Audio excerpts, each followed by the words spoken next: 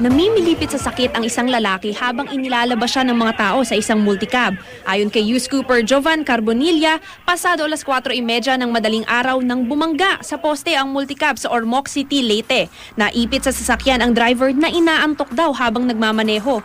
Kinailangan pang gumamit ng acetylene mula sa isang junk shop bago tuluyang naialis ang lalaki at agad na isinugod sa ospital. Sa Valenzuela naman, patay ang isang rider ng motorsiklo matapos mabangga ng truck. Ayon kay Scooper Richie Gayondato, nag-overtake raw ang motorsiklo sa isang sasakyan at hindi napansin ang paparating na six-wheeler.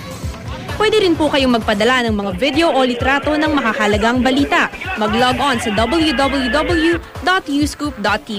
Para naman magpadala ng text o MMS, i-text ang scoop, space message, space ang inyong pangalan at address at ipadala sa 4627. Paalala lang po sa ating mga Scooper, yun lamang po mga video at litratong pagmamay-ari nyo mismo ang ipadala sa amin. Mav Gonzalez, GMA News.